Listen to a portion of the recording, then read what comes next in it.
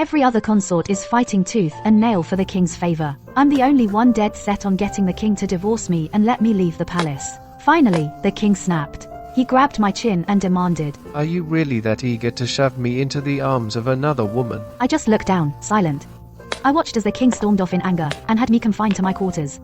Late at night, suddenly, a sharp pain shot through my abdomen. Blood seeped through my dress. My vision blurred. The palace was thrown into chaos. My personal maid, Lucy, was so frantic she began to cry. "Hold on, Your Majesty. The doctor will be here soon." Then she turned and shouted outside, "Go get the king, now." A young eunuch hesitated. His Majesty is with Serena in her chambers.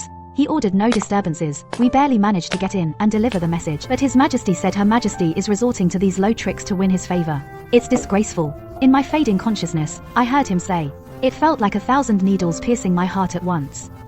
I've been queen for 5 long years. My health was frail, making it hard to conceive. This was our first child together. Now this has happened, and Serena is behind it. Yet he's being affectionate with the very person responsible. And he says I'm the one who'll stoop to anything for attention. I could feel the little life inside me slipping away.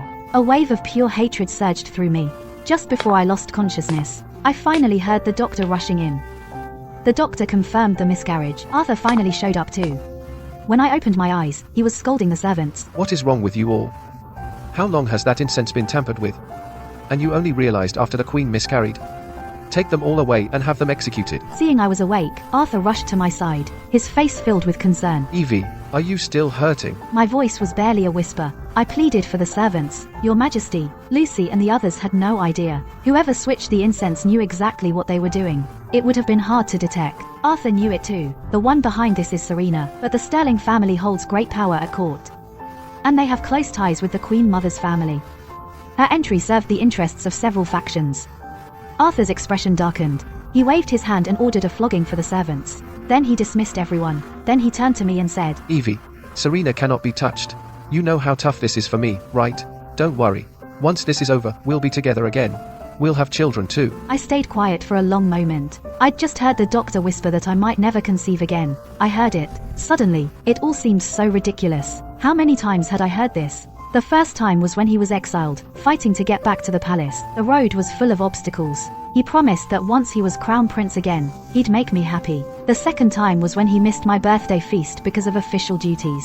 He said once he won people over and secured his position, he'd spend more time with me. Then again and again, he told me he had to take concubines. I had to think of the bigger picture. I needed to be more sensible. "I know you don't want to learn all these fussy rituals. But if you don't manage the harem as queen, you'll be criticized. The palace attire is a hassle. You are the queen. You must never say things like that again. You must mind your every word and action. The instructress will show you slowly. Be good, Evie. What king doesn't have a harem? Valeria needs heirs, it's my duty." He clearly promised me one love, one lifetime. Yet I could only understand his position. Backing down again and again. Looking at Arthur's young, handsome face, I suddenly didn't want to compromise and beg for his affection anymore. He used our unborn child as a stepping stone for his power, and shattered my last defense. A king's love is too fleeting. I can't bear it. Arthur was a good king. He was diligent, striving for good governance. He cared for his duties and his people. After ascending the throne, he cleared the barbarians from the borders, implemented new policies, purged corrupt officials, and restored peace to a land long in turmoil. His harem was stable. His ministers were loyal, kneeling in court. The Queen Mother smiled, praising him as worthy. His only flaw was insisting, against all opposition, on making me his queen, and giving me the queen's seal. I was a commoner who sold wine to survive. I saved the king's life when he was exiled, so after he was welcomed back, I was brought to the palace too. He promised me I'd be his wife, but I didn't realize then the crushing weight of this crown. I couldn't bear it. In my youthful innocence, I always thought that love could bridge any gap.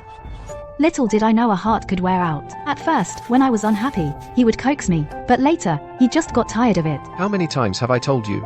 It's just wrong to ignore them for so long. And when they send food and gifts, should I just turn them away? Now you're weak, but Valeria needs an heir. The Queen Mother is right. I can't end my line for you." I laughed at myself bitterly. That fight started when I saw him kissing another woman. In my misery, Arthur accused me of being jealous and controlling, unworthy of a queen. I couldn't hold back. I argued with him. Then he stormed off to Serena's quarters, and spent the night there. But that night, the incense was unusually strong. I lost the child right then. I gathered my thoughts. I drank the medicine and lay down. Arthur meant to stay with me tonight, but hearing Serena's summons, he went to her instead. After that day, Arthur lifted my house arrest. I rested for a while, but still felt weak. I summoned the doctor. He knelt in panic, saying I was worrying too much, and this miscarriage had hurt me deeply. He begged me not to dwell on it, and above all, to avoid anger. Years ago, I took a poisoned arrow for Arthur. It took a long time to barely recover. This time, my health was shattered. I understood what the doctor meant. I probably don't have long to live. When Serena came to pay her respects, she gave a perfunctory bow and said, Your Majesty looks poorly. I hear it takes half a year to recover from a miscarriage. So His Majesty will have to spend the next 6 months with me. I remained calm. I do hope you'll bear heirs for Valeria. The other consorts should follow Serena's example, and help our dynasty flourish. The consorts in the hall all murmured their agreement, but Serena's face darkened. She was spoiled growing up, and has enjoyed the king's favors since entering the palace. Even me, her biggest rival, lost my child. Now, hearing me tell others to compete with her, she was furious. The tea here is stale, Your Majesty. Didn't the king give you any of the new tribute tea? Serena took a sip of tea, and looked at me provocatively. Before I could even react, I saw the jade bracelet on her wrist. The next instant, I gripped the back of my chair. My face turned deathly pale. That bracelet was passed down in my family. It protects the wearer and brings good fortune. When Arthur was injured and stranded, I placed that bracelet on him, to keep him safe. How could it now be on a sterling's hand? I can't help myself. I staggered forward and tried to tear the bracelet off her. Serena screamed, scrambling back in panic. Guards. The queen's gone mad. Her eyes darted around, then she saw something. Then she burst into tears. She cried out toward the door, Your Majesty, save me. Arthur strode over and pulled me away. He frowned and demanded, What's the meaning of this? He was asking us, yet he had his arms around Serena, his gaze fixed directly on me. I fell to the floor. But my eyes stayed locked on that jade bracelet. I even forgot to bow. With tears in my eyes, I asked him, That's mine. Why did you give it to her? Arthur followed my gaze. Serena cried even harder. I just thought the bracelet was beautiful, so I asked His Majesty for it. I had no idea it belonged to Her Majesty the Queen. If that's the case, I'll take it off right now. Arthur's face turned to ice. He stopped her. If I gave it to you, it's yours. There's no need to take it off. Then he turned back to me with a frown. Evelyn, I know you're grieving the loss of our child. Do you think I'm not in pain too? But you're too willful. Using any excuse to humiliate the other consorts. How can you set an example for the harem? My heart ached terribly. He really doesn't remember. Not our past affection. Not my prayers for his safety. Not his promise to never take it off. A metallic taste rose in my throat. Bearing the pain, I retreated and knelt. My voice was utterly flat. I know I was wrong. Punish me, Your Majesty. Arthur seemed to recall something. He sighed softly. You're still weak. Rest well in your chambers. I nodded and stood up, but I immediately grabbed Lady Sterling's arm. I yanked the jade bracelet off, then smashed it on the ground. The jade bracelet shattered into pieces. My last bit of love for him was gone. Before anyone could react, I declared my leave and went into the inner chamber. Lady Sterling's cries rang out behind me, and Arthur's furious shouts. I ignored them. Lady Sterling will naturally stop the Emperor from coming after me, and my outburst served her purpose. The Emperor will only grow more weary of me. As expected, the outer chamber soon quieted down. I coughed violently. My handkerchief was stained with blood. I let anger get to me after all. I disregarded the doctor's orders. Lucy, panicked and worried, helped me onto the bed. She said sadly, Why didn't you tell the Emperor about your grave illness, Your Majesty? Given the Emperor's past affection for you, how could a mere lady like Sterling act so arrogantly? I smiled at her. I said softly, if the Emperor cared, he would notice. If he didn't, telling him would be pointless. For the first 2 years, I was deeply loved. Even without sharing his bed, Arthur would still stay with me. The Queen Mother urged him to hold a selection of consorts, but he postponed it for 2 years. I don't know when it started, but our conversations grew fewer. He also began addressing me formally. As Your Majesty. Instead of Evie. Now, the royal harem has few children, and there are also few consorts, so the Queen Mother has put the matter of selecting new ladies back on the agenda. When Arthur came to propose it, I agreed immediately, which was out of character for me. Before, whenever he took in a new woman, I would always be upset. Even if I didn't make a scene for everyone to see. He knew I was angry inside, and would coax me for a long time. He also never touched anyone else, using busy state affairs as an excuse to the Queen Mother. Lucy always said that even if the Emperor had a harem full of beauties, I would still be the one with unique charm. He always treated me differently from others, but time is long. How much affection between us can withstand the grind? So, Serena entered the palace, and on the very first day of our Cold War, Arthur spent the night in her chambers. In his eyes, I am no longer Evelyn, but the Queen of Valeria, Arthur saw my expressionless face and thought I was unhappy, saying wearily, Since I ascended the throne, because of you, I've only held one selection, and the royal lineage is thin now, so as the queen, you should be understanding and stop being so willful. I glanced at him indifferently, picked up my brush to write, and said casually, I am not angry, and the matter of the selection will be arranged as soon as possible, so your majesty can rest assured. But Arthur did not leave, standing there and staring at me intently, as if trying to find a ripple of emotion on me, but there was none. I quietly practiced my calligraphy, like a truly gentle, virtuous, and wise queen. Finally, he showed a hint of panic and helplessness. He rushed over to embrace me. Lucy stopped him. She knelt down to beg for forgiveness. Your Majesty. The doctor said, her ladyship is very weak right now. She mustn't be jostled. Arthur was shocked and furious. Get out of my way. I want to be close to my empress. How dare a mere maid block me?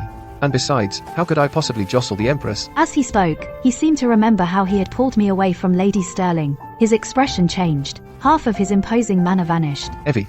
Last time, there were special circumstances. I didn't mean to hurt you. I stepped back, avoiding his hand. I said calmly, Lucy was only concerned for me. That's why she acted rashly. Please do not blame her, Your Majesty. Arthur's hand hung awkwardly in the air. His expression shifted several times before he said patiently, Evie. I'll stay with you tonight. I didn't respond. Your Majesty should stay elsewhere. I am unwell. I cannot attend to you. Arthur had run out of patience. His face suddenly turned cold. If the empress insists on throwing such a tantrum, then I shall grant your wish. With that, he stormed off. As usual, I withdrew my gaze. I took a fresh sheet of paper and resumed practicing my calligraphy. The day of the selection soon arrived. I watched as group after group of young ladies filed in and out like flowing water. I couldn't help but speak up. I believe Beatrice is obedient and clever. What does the Queen Mother think? The Queen Mother looked at me with great surprise. A look of appreciation slowly surfaced in her eyes. I think she's a fine choice as well.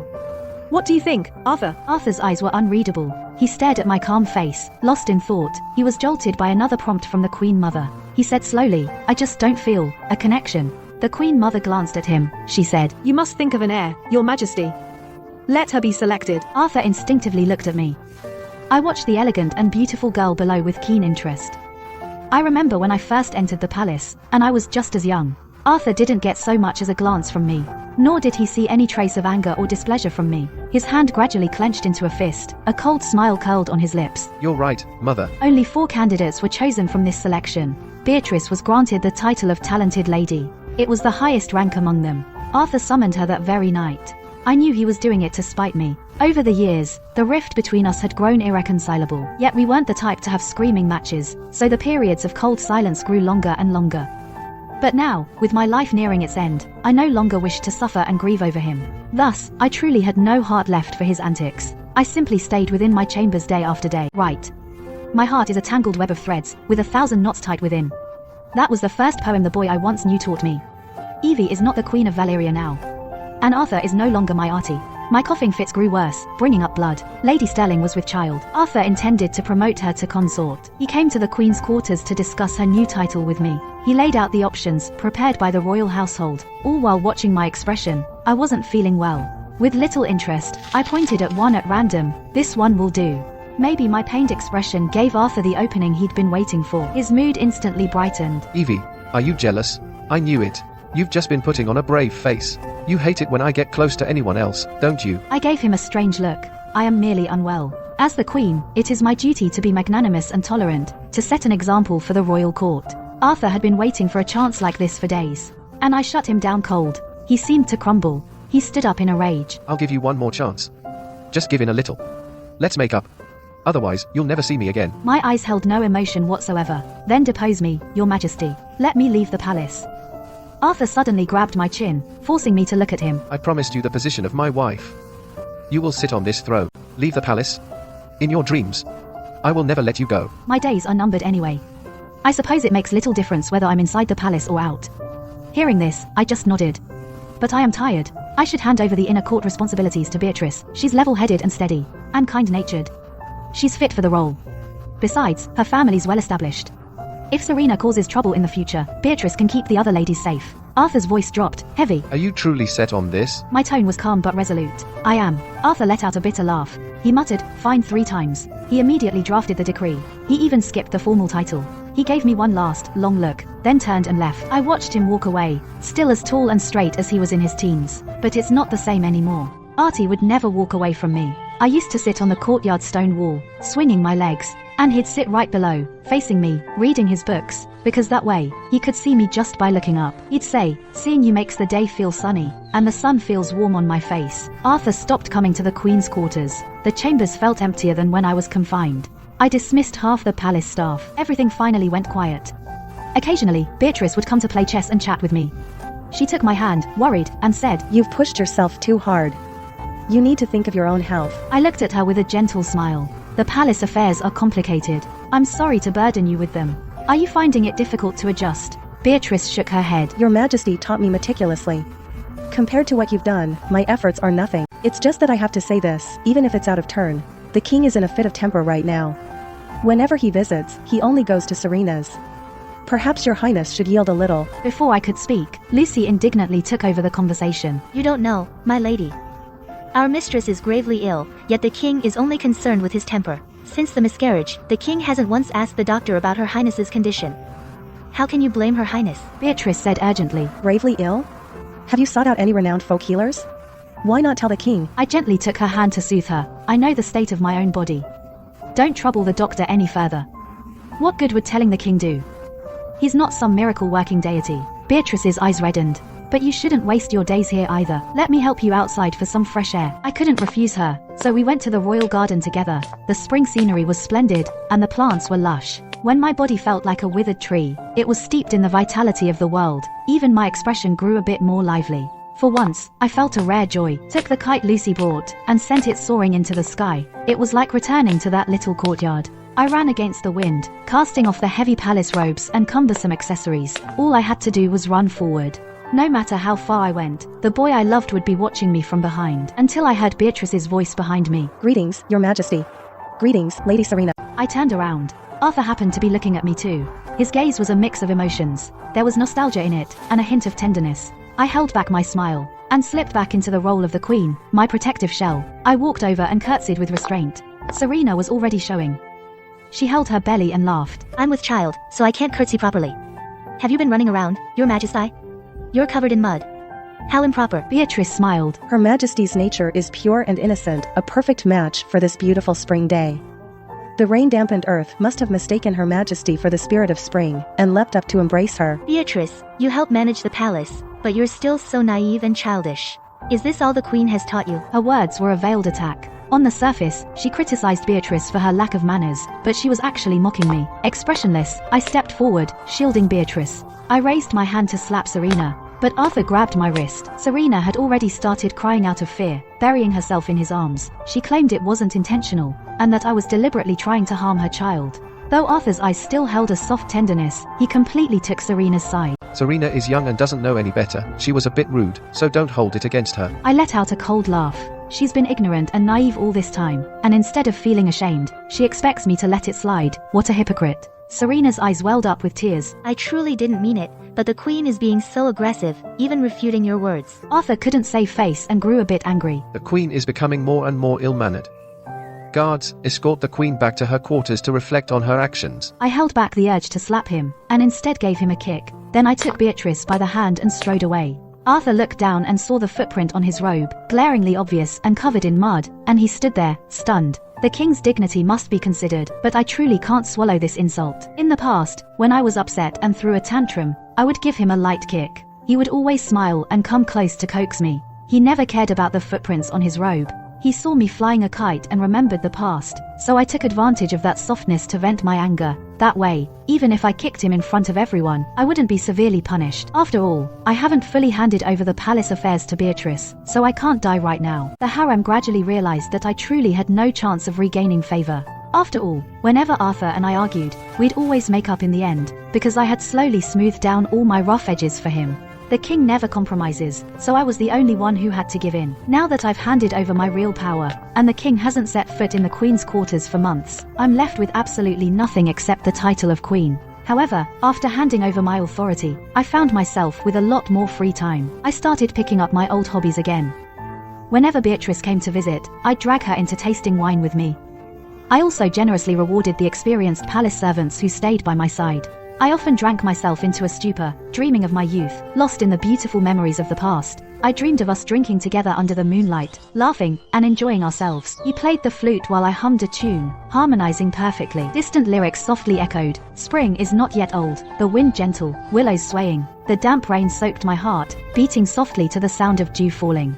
Only upon waking did I realize it was all just a dream. My daily drinking eventually reached Arthur's ears. He rushed over, snatched the wine from my hand, carried me to the bed, and ordered a search for all the wine in the chambers. That's when he discovered a heavily scented musk sachet at my waist. Arthur's face instantly changed color, his hand holding the sachet trembling almost uncontrollably. Do you hate me that much? Squinting to see clearly, I smiled faintly. I just thought it smelled nice. Since your majesty hasn't set foot in the queen's quarters, how could I be so presumptuous? Arthur was speechless. He was suddenly at a loss. No. It's you who's always picking fights with me. You never understand the pressure I'm under. I just wanted you to think things through. I leaned on the table. My head felt dizzy. I looked at him, puzzled. I handled the selection process. I never fought for your favor. And calling me petty and jealous is just nonsense. Aside from getting mud on my dress in the royal garden, and offending the eyes of Serena and your majesty, I've always been well behaved. Arthur muttered anxiously. That's not it. Why aren't you jealous anymore? Evie, you love me so much. How could you watch me have a child with someone else? We don't even have a child of our own yet. I lowered my eyes indifferently. I said calmly, "Have you forgotten, your majesty? My child died on the very night Serena first shared your bed." Arthur seemed truly shattered. He began to mutter incessantly. That's not true. That child came at a bad time. There was nothing I could do. I was hurting too. But Evie, we can still have more children. Why deceive yourself, your majesty? Whether my body can conceive again is something you've known for a long time. Arthur suddenly grabbed a teacup and hurled it. His eyes were bloodshot. That doctor was a quack. I'll get you a better doctor. We're gonna have kids. Just wait a bit. Wait till I've taken down the Sterling family. Then you'll forgive me. We can go back to the way we were, okay? His tears fell. They hit my chest. I took a step back. I performed a formal curtsy. My voice was cold. I'm not jealous or unruly anymore. Isn't this exactly what you wanted, your majesty? Why are you crying then? Arthur came to hug me, but I couldn't help coughing up blood. He stared at me in shock. He froze for a moment. My vision blurred, and sounds grew distant. I was dizzy as hell. I swayed, and I collapsed to the floor. I faintly heard Arthur calling for a doctor. But deeper down, my auntie was calling for me. When I woke up, the doctor was trembling while reporting my condition. Arthur's face was dark. The room fell silent. Everyone was afraid he'd explode in anger any second. But everything around me felt unfamiliar. The person sitting there looked so familiar. Like my auntie. But auntie would never be this cold and furious. When he smiled at me, his eyes always lit up. Seeing me awake, Arthur hurried over to ask, "How are you feeling, Evie? Still not feeling well?" I studied him, curious. After making sure he wasn't Artie, I finally asked, "Who are you? And what do you have to do with Artie?" The man in front of me looked thunderstruck. He stood there stunned for a good minute before asking in disbelief. You're asking who I am? I nodded. My eyes were full of confusion. I'm Artie. Evie, take a closer look at me. I studied him for a moment. Then I shook my head again. No, you're not him. Then I frowned. Where am I? Evie wants to go home. Can you take me home? Arthur's eyes reddened. His voice trembled as he spoke. This is your home, Evie. Be good, Evie. Drink your medicine and get some sleep. Then you can go home. Then he turned and questioned the doctor in a low voice. What's going on? The doctor answered fearfully. Her Majesty is overwhelmed with worry. It has become too much to bear. Now she only remembers the happy times. Arthur staggered. He nearly fell. A eunuch nearby steadied him, urging him to take care of his health. I drank the medicine. I glanced at him with concern. You should stand steady. Don't fall. After I wake up, you'll take me home, okay? Artie is still waiting for me. Tears suddenly streamed down his face. Evie, you love me more than anyone. How can you not know it's me? I never even heard him. I just rolled over and went back to sleep. Arthur choked back a sob. He knelt by the bed and stared blankly. Then, after a long moment, he finally bolted. And for more than half a month after that, Arthur never once returned to the royal harem. He buried himself in the royal study, day after day, consumed with state affairs, and with purging the court factions. The thorns had always been in the Sterling's shadow. But now, scandals plagued the Sterling family, one after another. First came charges of corruption and bribery, then, suspicions of factional collusion. This time, Arthur's investigation was a very public spectacle. He shed his usual gentle demeanor and showed no mercy. The Sterling's decline was swift. Serena pleaded with Arthur at the king's quarters, again and again, but she was always turned away. Later, she was even kneeling outside the hall, her belly swollen. The Queen Mother hurried over to plead for her. Arthur simply waved her off, telling her to get up and go rest. But Serena refused to yield, even unto death. Your Majesty, I beg you to reconsider. My father has always been loyal to you. He must have been framed. Please, investigate this thoroughly. Arthur's face was a mask of utter exhaustion. Get out, don't make me repeat myself. The Queen Mother gave him a sharp, disapproving look. The harem has no place in state affairs. Serena was just acting out of concern, and she's carrying your child. There's no need to be angry, Your Majesty. But Arthur refused to budge. You must be tired, Mother. Take Serena with you. I have matters to attend to. The Queen Mother was about to leave. No matter how unwilling, Serena couldn't just stay. But her visit had achieved nothing. She hadn't softened the king's stance one bit.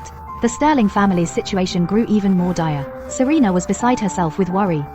She wasn't even paying attention to what she ate. Somehow or other, the pregnancy turned unstable. At first, they'd thought it was just her state of mind. Until they found something off in her pregnancy tonic. She rushed to the king like a woman possessed, screaming that the queen must have done it out of revenge. The queen lost her own child, so she won't tolerate any other children in the harem. Arthur listened to her rant. His expression turned dark. He gripped her chin coldly and spoke, word by word. The queen has lost her memory. She probably doesn't even recognize you. This was all my doing. The Sterling family's troubles, I orchestrated all of it. If I hear one more bad word about the queen, I'll have your skin. Serena collapsed to the floor. She watched the king storm off. In a frenzy, she threw herself against the wall. The palace servants couldn't stop her in time. And both were lost. The news reached the other consorts. Everyone was terrified. Beatrice stepped in to calm everyone down. Things are finally calming down. The Sterling family has completely fallen. The Queen Mother has also fallen silent. She claims to be ill and never leaves her chambers. I just sleep all day. Bowl after bowl of medicine is forced down my throat. But I don't get any better. Beatrice comes every day to personally care for me. She tells me funny stories. She also listens to me talk about the swing in the little courtyard, the rice wine, and the boy. When I get excited, I ask her when the emperor is coming. If he doesn't come, the palace staff won't let me go home. Lucy said, her eyes filled with tears. Your Majesty, please take your medicine. I'll wait with you for His Majesty to come. Beatrice's eyes also glistened with tears, but she smiled brightly. Let me keep you company, Your Majesty. I really do think of you as a sister. Please, think of this place as your home. I thought about it. I shook my head. No, someone is waiting for me. Artie told me that no matter how far I run, he'll always be there waiting for me. Arthur overheard this. He froze in the doorway, speechless. He strode over. He knelt beside my bed and asked softly, Do you want to go home, Evie? I nodded. Your Majesty, I've been taking my medicine, just like you said. I can stand up now. You promised you'd let me go home if I could walk. Arthur managed a smile that looked even sadder than a frown. He said, as if coaxing a child. Yeah, all right. I'm bringing you home. The carriage ride was bumpy. Arthur disguised himself and took me out of the palace. We passed through many places, and I watched everything with great excitement. Seeing the prosperous capital and the bustling crowds, I turned to him and said, Arthur, you're amazing. Everyone's so busy and happy. But Arthur just stared at me. His eyes filled with deep pain. But Evie, you're in pain. No, I'm not. I'll see Artie soon. I said cheerfully, shaking my head as I recited, our land is splendid, and the world is peaceful. If Artie saw this, he'd be so happy too. Then I looked down at what I was wearing. I wrinkled my nose and asked Arthur, Ahu, can I change into plain clothes? I'm afraid if I'm dressed like this, Artie won't recognize me. Arthur fought back tears. He nodded with a smile. All right. I took off my jewels and fancy robes. I put on my old, coarse clothes. My smile grew even brighter. Then I coughed uncontrollably a few times. Arthur quickly handed me a cloak. But I waved it off. I'm fine. I'll be fine once I get home and have a drink. Her eyes lit up as if she remembered something. She turned to Arthur and said, Oh, I just remembered. You look so much like Artie. You must meet him. He's the most handsome, talented, and gentle person I've ever met. You'll definitely like him, he said hoarsely. Okay. I will definitely take a good look at him. After traveling for days, we finally arrived at my home. The small courtyard was much more desolate. Vines covered the walls. The door knocker was rusted. Arthur stared intently. His eyes were rimmed red. It turned out that things had changed over the years. He was long gone from this place, but Evie was still here. She accompanied him back to the palace and helped him win over people's hearts. Later, after spending so many years in the harem, when she fell seriously ill, she still longed to return here. He spent decades meticulously planning, putting himself at risk. His ambitions were grand, his aspirations extraordinary. He thought that once he reclaimed the crown prince position, once he ascended the throne as the ruler of the land, once his power was secure and he held sway over everything, he could give Evie a happy ending. But Evie didn't want any of that. She wanted his original vow, to grow old together, and to be each other's one and only in this life. That day, she fainted. Her maid Lucy showed him the words she had written recently. The heart is like a double silk net, with thousands of knots within. Such careful handwriting, just like his handwriting. Back then, he teased her for not knowing poetry. He wrote it just to confess his feelings. He watched her, so clueless, watched her listen to his explanation, then get teased. Her cheeks flushing red with embarrassment. She actually remembered it all along, and liked it so much. His youthful tenderness and affection. They wove a net in the end. Evie willingly stepped into it, and kept sinking deeper. The narrow wooden door, the untidy flowers and plants, and the little marks carved on the wall. He grew up so fast. He became much taller than the little girl. Evie would drag him over to compare their heights. Then she'd make him bake pastries as punishment. She was so completely unreasonable. Why didn't he ever feel that way back then? That the little girl was annoying and immature. Instead, he felt nothing but tenderness, vowing to protect her for life, to let her live free from worries, to grow freely, like the wild grass running rampant in the courtyard. Yet for so many years, she's been trapped in this tiny world, all for his throne, never once complaining of hardship or exhaustion. Her health has deteriorated to this point, and she still wouldn't tell him. Did he let Evie down? Otherwise, what happened to that vibrant, bright young girl? How could she end up so silenced by palace robes? In the end, she wouldn't even acknowledge him anymore. Arthur's heart was in turmoil, but I was completely clueless. I threw open the gate to the courtyard, sealed for years. Inside, weeds grew wild, branches ran rampant. Yet before my eyes, it all began to rewind. The withered leaves shrank back, revealing a winding little path. The thick locust tree grew thinner and smaller, ring by ring. It was just the right height for me to jump onto. Beneath it lay my secret. It was the wine I'd brewed especially for Artie, buried there. I planned to bring him to retrieve it 10 years later. The moss-covered stone wall became brand new again. The sunlight was so bright every day, warming you to the bone, and as soon as I sat on that swaying swing, 16-year-old Arthur stood smiling under the eaves, holding a book, waiting for me to turn around. Evelyn, the Queen of Valyria, died in that courtyard. When he saw it happen, Arthur didn't even react at first. The person who was just smiling stopped breathing the very next second, collapsing into the grass. That day, the young emperor fell to his knees. He wept uncontrollably. He stayed down for a long, long time. Then, as if possessed, he dismissed all the concubines from the harem upon returning to the palace. Then, clutching the late queen's writings, he drank himself into a stupor daily in the queen's quarters. The queen mother was poisoned. The culprit remains unknown to this day. The palace staff knew full well. It was the emperor's own doing. Later, after persuasion from his ministers, His Majesty finally resumed his former role as a wise ruler. Some sent beauties to the palace, but they received not a shred of favor. Instead, you'd occasionally hear a tearful cry from the queen's quarters. Evie. As time passed, the empty harem was no longer mentioned.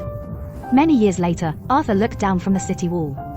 Fireworks lit up the royal palace. The kingdom was picture perfect. His temples were already streaked with grey. He remembered that year, inside the carriage leaving the city, Evie's brilliant smile as she said, "May our land be splendid, and all under heaven be at peace." That was his original wish. Artie had long forgotten. But Evie, whose life he'd ruined, remembered it clearly. So that day, at the courtyard gate, she turned to look at him. She wished him a long and prosperous life. And an eternal reign.